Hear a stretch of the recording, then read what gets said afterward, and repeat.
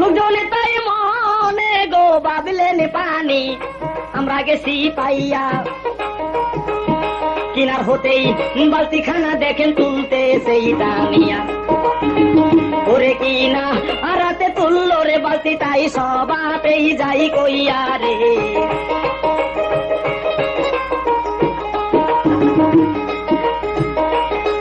বালতি খানা কিনারায় লোকজন দেখেন যখন তুলেই নিল অপরূপ রূপের গো ছবি দেখিতেই পারিল রে ইসুকে দেখি আগো তারা মনে বয়ে গেলই যে পাইয়া রে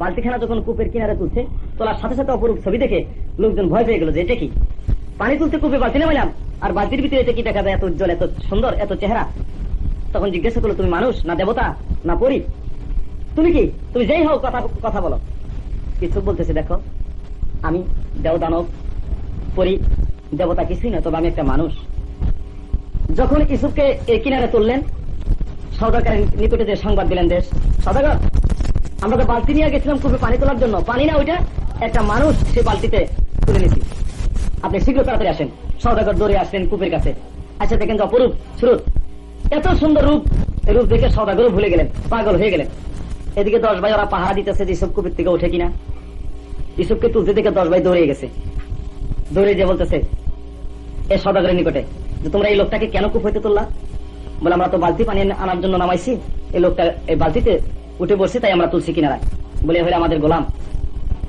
একে আমরা গোলাম রাখছিলাম আমাদের হুকুম হাকম মানে না তাই আমরা ওকে প্রহার করে এই কূপের ভিতরে ফালাই রাখছি কেন তোমরা এই গোলামকে তোমরা কিনারায় তুললা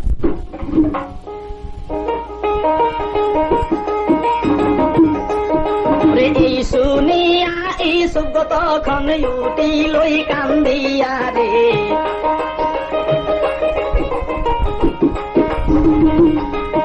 বাই হইয়া বাইয়ের গো প্রতি তোদের মায়া হইল না আমায় তোরা গোলাম বলে সব শোনরে বর্ণনা আজি আসুন ওরে বাই হইয়া কেমনে বাইয়ের গো শত্রু হইলি জগতেই থাকিয়া রে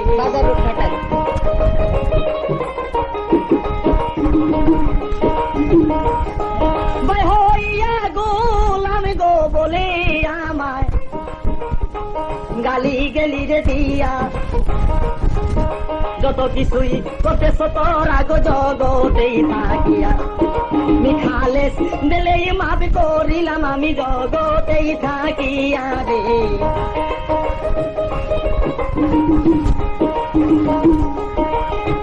সদাগরেই বলছে গো তখন দেখেন 10 ভাইকে ডাকিয়া তোমাদেরও গোলাম গো বটেই তোমরা রে যাই কয়া ইসুফি বলে গোলাম নয় ভাই তোমারে জানাই এরা দেখেন 10 জন আমার নিজেরও যেই ভাই যে ভাই হইয়া ভাইকে রে গোলাম বলে যাইতে সেই ফেলিয়া রে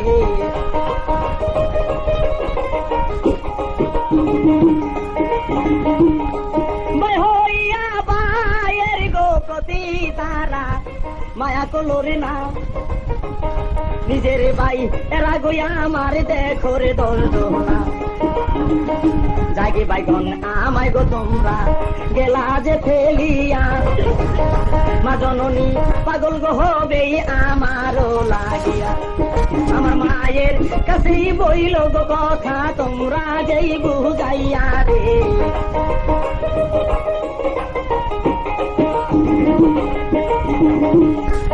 আমার মায়ের কাছে বাইগন তোমরা বইল সে বুঝাইয়া তোমার সব গেছে ঘুমারা জনমের লাগিয়া ওরে একদিন দেখা হবে গো আমার শেষের দিনেই যাইয়া রে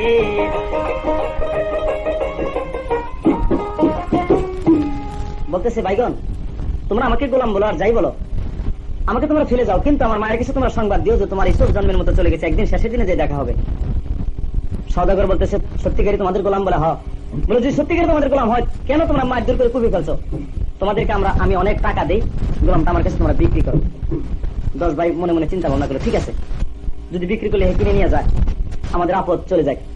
বলো যে কত টাকা দিবেন? সওদাগর বলল 10টা টাকা তোমাদেরকে দেওয়া হবে। তোমার 10টা ভাই, 10 জনকে 10টা টাকা দেবো, তোমরা এই গোলামটা আমার কাছে বিক্রি করে দাও। 10টা টাকার কথা শুনে 10 ভাই খুব খুশি হইলেন। 10টা টাকা নিয়ে ইউসুফকে সওদাগরের কাছে বিক্রি করে থেকে গেলেন। সওদাগর করলেন কি, লোকজনকে হুকুম করলেন, চলো আমার বাণিজ্য শেষ, আমার আর বাণিজ্য করার জন্য দরকার নাই, আমি দেশে ফিরে যাবো। উর্দুম বাড়িয়া ইউসুফকে সঙ্গে নিয়ে কেনন শহরে চলে গেলেন, যার আমি বাণিজ্য করবো না।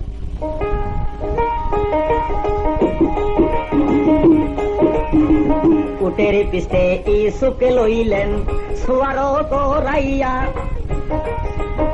ইসুবের রূপ দেখেন চারিদিকেই যায় সোহরাইয়া রে, ইসুবের দিকেই যেই তাকা সেই দেখো যায় যেই পাগল হইয়া রে।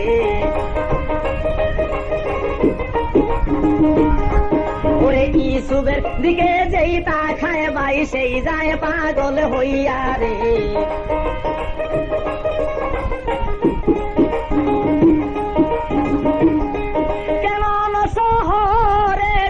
ইসুফকে তাই গেলেন যেই লইয়া, সেই শহরের লোকজন পাগল হইল ইসুফকেই দেখিয়া। ওরে এত রূপে আল্লাহ গতিছে তারে জগতেই থাকিয়া রে।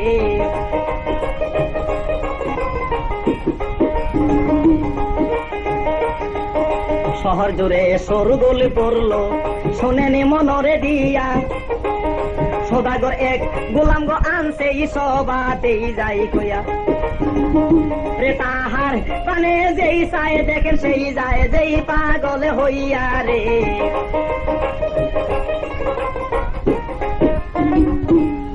যত রাজা বাদশাহ ছিল সবার কাছে সংবাদ পৌঁছিল যে সওদাগর একটা গোলাম কিনে আনছে, সেই গোলামের রূপ যে দেখে সেই পাগল হয়ে যায়। এত রূপ আল্লাহ তারে দিছে, তার রূপের তুলনায় সংসার আর কারো নাই।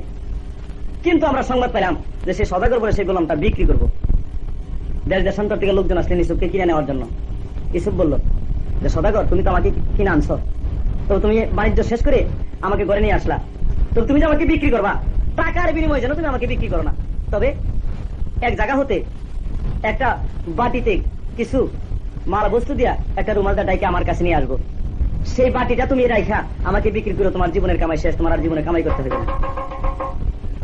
কেনন শহরে বাদশাহ করলেন কি, একটা বাটির ভিতরে কয়েকটা মানিক দিয়া একটা রুমালদা ডাইকে পাঠিয়ে দিলেন যে ইউসুফকে কিনে নিয়ে আসো।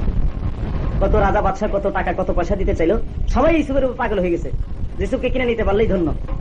কিন্তু কারো কথায় সওদাগর রাজি হইতেছে না। শেষটাতে যখন দেখলো যে সেই বাটিটা রুমালে টাকা আসলেন, আসার পরে সওদাগর কবুল করলেন যে হ্যাঁ ঠিক আছে, আমি টাকা পয়সা দণ্ডরত্ন আসছেন, এই বাটিটা রেখে আমি ইউসুফকে বিক্রি করলাম কেনন শহরের বাদশার কাছে।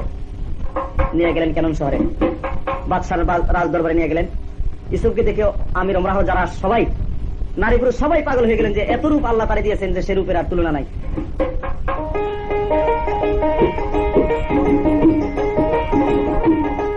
ওরে সেই শহরের লোকজন সবাই দেখেন গেল পাগল হইয়া রে।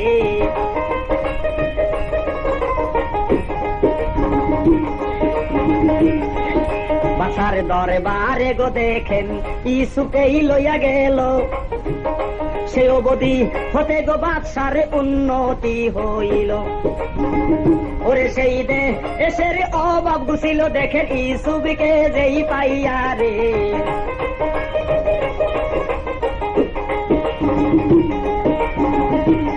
সেই দেশের অভাব গুছিল দেখেন ইউসুফেরই পরশে পাইয়া। নিঃসন্তানী ছিলেন গো বাদশাহ শোনেন মন দিয়া রে, ইউসুফ কে যে বাসি তোরে ভালো ছেলের মতো যাই তাই কইয়া রে।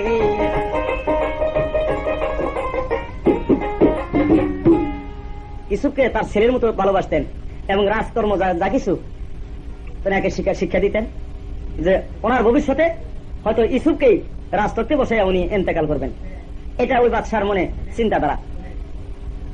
কিছুদিন পরে এই অবস্থায় যখন ইউসুফ ওই শহরে গেলেন, শহরের সমস্ত কিছু অভাব বুঝলেন, বাদশাহ মারা যাবে, এই সময় তার আগে বলতেছে ইউসুফ তোমাকে তো আমি কিনে আনছি, তুমি আমার খরিদ করা গোলাম, তবে আমি মারা যাওয়ার পর আমার এই বাদশাহীটা রাজতত্ত্বরা আমি তোমাকে দিয়ে যাব।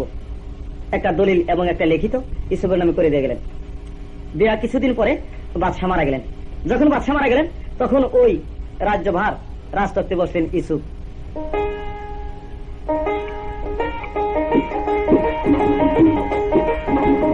বাদশা হইয়া ইউসুফ যখন তক্তেতেই বসিল, সমস্ত প্রজারা দেখেই পাগল হইয়ার গেল। মনের মতো পাইছে গো বাদশা, তারা সবাতেই যাই কইয়া রে।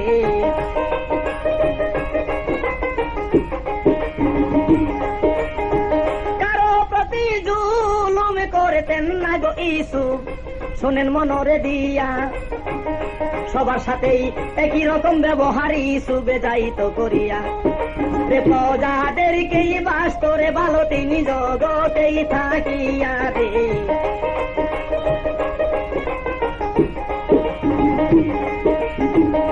এভাবেতে কিছুদিন তাদের গত হইয়ারে গেল।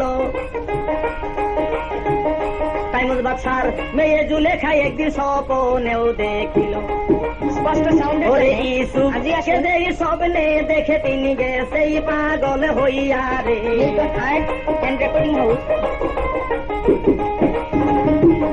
ইউসুফকে যেই স্বপ্নে গো দেখে তিনি গেছেই পাগল হইয়া রে।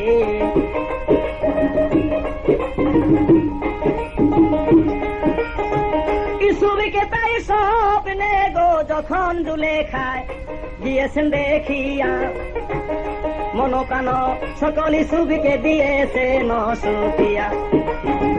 ওরে ইউসুফের লাগিয়া জুলেখা দেখেন কান্দেই যারে যারে হইয়া রে।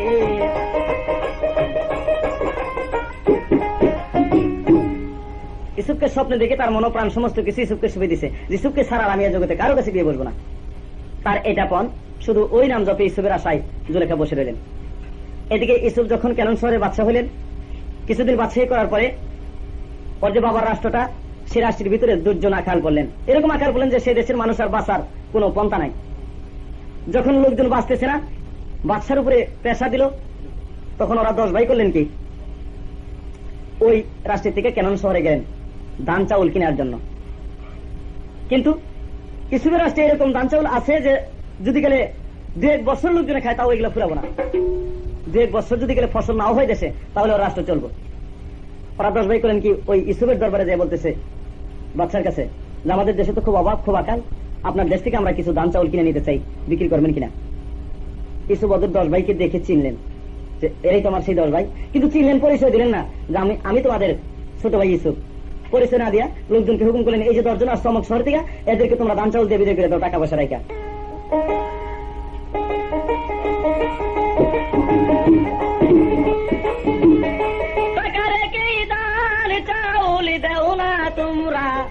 তোমরা রে জানাই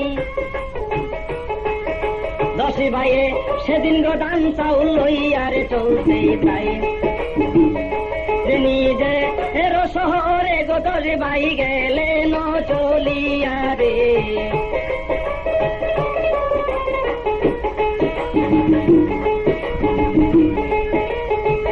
এভাবেতেই 10 ভাই গো যখন ধান চাউল নিতে যে আসিল, একদিন 10 ভাইয়ের গো কাছে ইউসুফ জিজ্ঞাসা করিল, পিতার নাম কোন শহরে গর বলো সে খুলিয়া। সমস্ত পরিচয় জানতে চায়, সবাতেই যায় কইয়া। ওরে পিতার নামটা বলল গো 10 ভাই শোনেন মন দিয়া রে।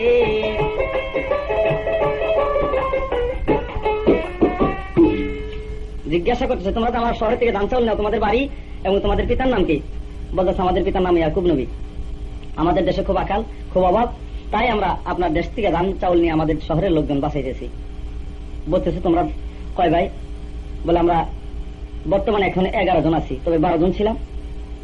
1 ভাই আমাদের জঙ্গল বাগে ধরে খাইছে, আমরা 10 ভাই এক পক্ষে, আর আমাদের শেষকালে ছোট একটা ভাই আছে, তিনি বাড়িতে আছেন।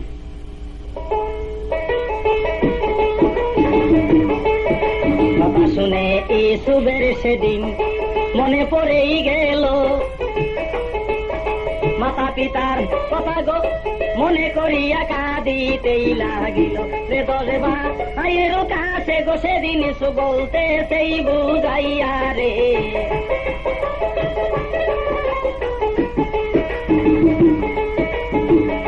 তোমাদের ওই ছোট গো ভাই দেখো আছে তোমারে যাই কইয়া, আবার যদি তোমরা আমার শহরে আসো দানে রই লাগিয়া, যে ছোট ভাই তোমাদের গো সেই দিন সঙ্গে আসিও লইয়া রে।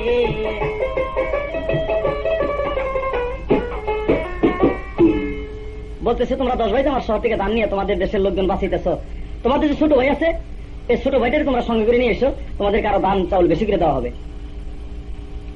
10 ভাই বলতেছে না, ছোট ভাইকে আমাদের সাথে আসতে দেবো না, কেননা এক ভাই আমরা জঙ্গলে বকরি চড়াইতে নিয়ে গেছিলাম, জঙ্গলের বাগে ধরে গেছে, তাই মা আমাদের কাছে ছোট ভাইকে আসতে দেয় না, আমরা আনতেও পারবো না। বলতেছে ঠিক আছে, যদি তোমরা তোমার ছোট ভাইদেরকে না আনতে পারো তাহলে তোমাদেরকে আমি ধান চাউল দেবো না শহর থেকে।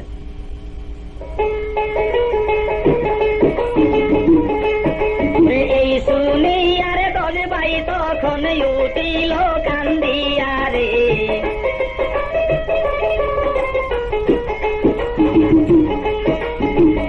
বাড়ি ফিরেই গেল গো 10 ভাই দেখেন, বলতেছে বুঝাইয়া মা জননীর কাছে গো কথা সেদিন বলিলেন কাঁদিয়া, ওরে আমাদের দেশের লোকজন মরবে অনাহারেই থাকিয়া রে।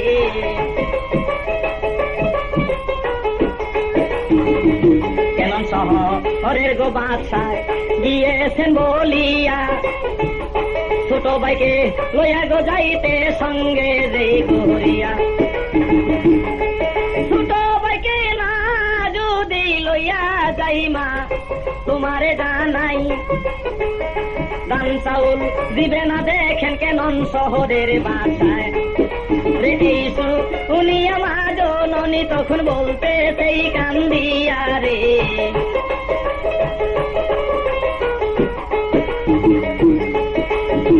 কি কথা বলিলি গো তোরা আর ওই কথা বলিস না, আমার ছেলে আমি গো বাবা তোদের সঙ্গে যে দিব না রে, আমার শিশুকে জঙ্গল আর ওই বাগে খাইয়াছে দরিয়া রে।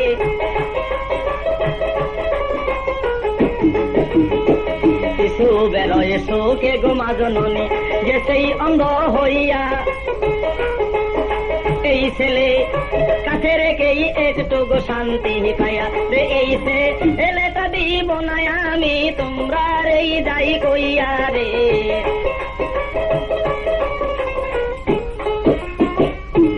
মায় বলতেছে দেখ বাবা, ইসুফকে তোদের সঙ্গে দিয়েছিলাম জঙ্গলার বাগে ধরে খাইছে, এই ছেলেটা আমার কাছে রেখে আমি একটু শান্তি পাইছি, ইসুফের চোখে আমি 2 চোখ অন্ধ হয়ে গেছে, তবে এই ছেলেটা আমি তোদের সঙ্গে দেবো না। বলতেছে মা দেখো, তুমি যদি আমাদের ছোট ভাইকে সঙ্গে না দিয়ে দাও তাহলে কেন শহরের বাচ্চা আর আমাদেরকে দান চাউল দেবে না, আমাদের শহরের লোকজন অনাহারে মারা যাবে, কাজেই তোমার কাছে অনুরোধ করছি ছোট ভাইকে আমাদের সঙ্গে দিয়ে দাও, আমরা যে অবস্থায় নিয়ে যাবো ওই অবস্থায় এবার না তোমার কাছে ফেরত দেবো। মায় বলতেছে দেখ বাবা, এক ছেলে আমি হারাইছি, সেই ছেলের সাথেই পাচ্ছি না, এই ছেলেটাকে যদি আমি হারাই তাহলে আমি আর জীবনে বাঁচবো না, কাজেই এই ছেলেটাকে আমি তোদের সঙ্গে দিতে চাই না। মায়ের পায়ে ধরে 10 ভাই বলতেছে মা তুমি শুধু শহরের লোকজনের জন্য তোমার ছেলেটাকে আমাদের কাছে দাও, আমরা একটু নিয়ে যাই কেন শহরে।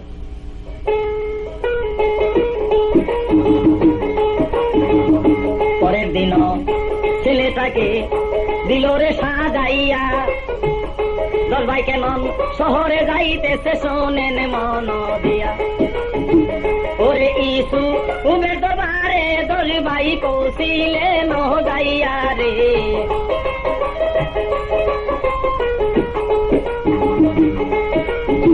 ছোট ভাইকে দেখে গো ইসুব সেই দিন উঠিল কান্দিয়া,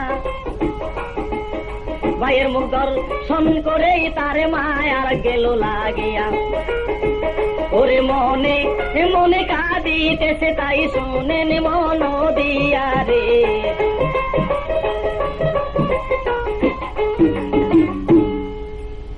লোকজনকে ডেকে বলতেছে দেখ এরা 11 জন লোক আসছে, এদেরকে বেশ ভালো করে দান চাউল দিয়ে দিবি, কিন্তু একটা গোপনীয় কথা একটা লোকের কানে বলে দিলে নিছ, এই যে ছোট ছেলেটা দেখা যায় এর সালাতে কিছু দান তুলে দিবি, আর আমার দলভান্ডার হইতে একটা স্বর্ণের দলা নিয়ে এই ছেলেটার সালার ভিতরে ভরে দিবি, কিন্তু কেউ যেন না জানে, এরা তো 10 ভাই এরাও যেন জানে না যে ওই সালার ভিতরে স্বর্ণের দলা দিয়ে দিচ্ছ।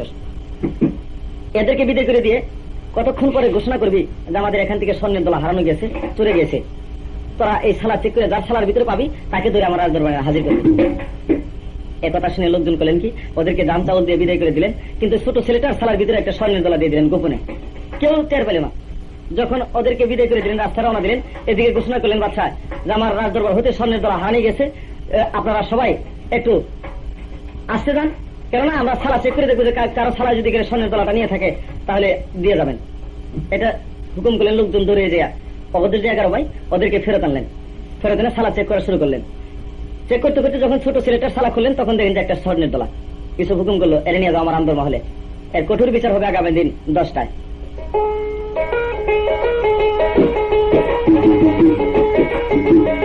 ভাই তখন ঘটনা দেখে কাঁদিয়া কাঁদিয়া বাসার কাছে গো কথা বলতে সেই বোঝায়া, ওরে মাঝো অননি যাবে গো মারায় তা ছেলে সারে না পাইয়া গো।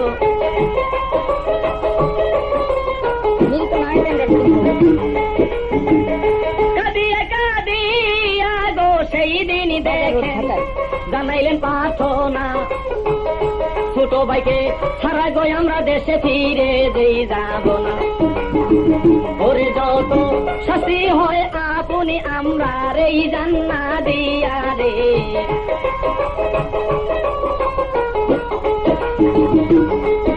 মায়ে যদি সংবাদ গো জানে বাসায় রেখেছে দরিয়া, ছেলের শোকেই মা জননী প্রাণে যাবে যেই মোহরিয়া, ওরে এই বলিয়া দলে ভাই গো তখন কাঁদতেই দারে দারে হইয়া রে।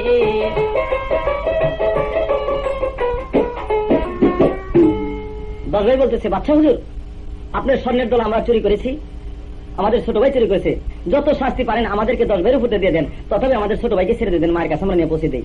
এই ছোট ভাইকে ছাড়া যদি আমরা বাড়িতে যাই তাহলে আমাদের মা জননী আর এই জীবনে বাঁচবো না। এসব বলতেছে দেখো চোরের বিচার না করে আমি চোর ছেড়ে দিতে পারি না, তবে হ্যাঁ আমি ছেড়ে দিতে পারি, তোমরা আজকে বাড়িতে চলে যাও, যে তোমাদের মাতা পিতা জীবিত আছে তাদেরকে আমার রাজদরবার হাজির করো, আগামী দিন প্রকাশ্য রাজদরবারে তার বিচার করে তোমাদের মাতা পিতার কাছে আমি ছেড়ে দিয়ে দেবো তোমার এই ছোট ভাইকে, তাছাড়া আমি ছেড়ে দেবো না। এই কথা শুনে 10 ভাই যার হয়ে কানতে কানতে রাস্তায় রওনা দিলেন। যখন বাড়িতে ফিরে গেলেন মা জননী জিজ্ঞাসা করলেন তোরা 10 ভাই আসলে আমার ছেলেটা নিয়ে আসলি না? 10 ভাই কথা বলে না, কতক্ষণ করে বলতেছে মায়া কি ব্যাপার তোরা কথা বলতেছিস না, কারণটা কি? বলতেছে মা আমাদের ছোট ভাই উনি রাজার দরবারে যে স্বর্ণ চুরি করেছিল সেই গায়ে তাকে ধরে রাখছে, তোমরা যে পর্যন্ত না যাবে এ পর্যন্ত তাকে ছেড়ে দেব না।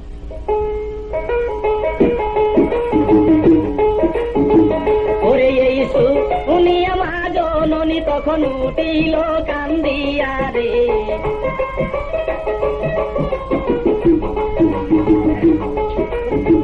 কি কথা শুনাইলি গো তোরা আমার প্রাণে যে সহে না, একটা ছেলে জঙ্গল আরো বাগে গো খাইল কিনা, ওরে তোরা বুধ হয় আমার ছেলেকে রাস্তায় আসলি যেই মারিয়া রে।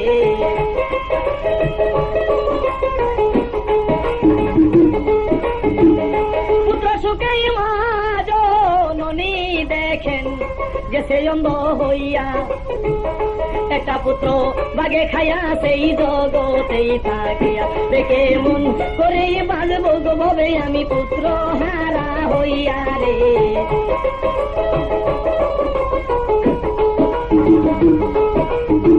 শীঘ্রই আমার ছেলেটা তোরা হাই গো দেখাস না কেনা নিয়া, তবে আমি হইব গো শান্ত ছেলের বউকে পায়া, ওরে মায়া সন্তানের কি বেদন জগতেই থাকিয়া রে।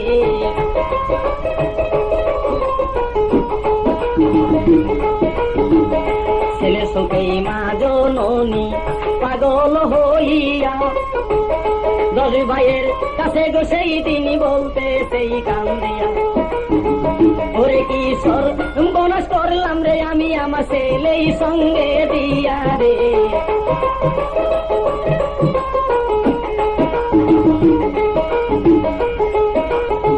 বলবাই সেদিন মায়ের গো কাছে দেখেন বলতেছে কান্দিয়া, চলো মাঝো অননি আমাদের সঙ্গেই যাও চলিয়া, নবীর কাছেই বলতেছে সেই দিন ও গো আব্বা তোমারে যাই পরবর্তী করিয়া ক্যাসেটের জন্য যোগাযোগ করুন শীঘ্র কেন শহরে বাদশার দরবারেই মিল্টন আর্ট, বাজার রোড, ঢাকা।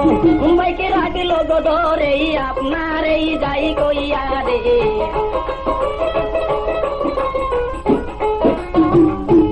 দশ ভাই বলতেছে আব্বাজান, ছোট ভাইকে সুরের দায় কেন শহরে বাচ্চা ধরে রাখছে, আপনারা যে পর্যন্ত না যাবেন এ পর্যন্ত ছোট ভাইকে ছেড়ে দেব না। এ কথা শুনে একব নবী দাবদার হয়ে কানতেছে, এক ছেলে আমার বাগে খাইলো, আবার এক ছেলে চোরের দায় জেলখানে আটকা হইলো, তোরা আমার ছেলেকে বুতে রাস্তায় মেরে ফেলছস, আমার বিশ্বাস না। বলে আব্বাজান আপনি শীঘ্র তাড়াতাড়ি চলেন যাই বাদশার দরবারে, আমরা সত্যিকারই তাকে মারি নাই, তাকে বাদশার দরবারে ধরে রাখছে। এই কথা শুনে মাতা পিতা দুজন পাগল হয়ে ছুটলেন 10 ভাইকে সাথে নিয়ে ইসুফের দরবারের দিকে।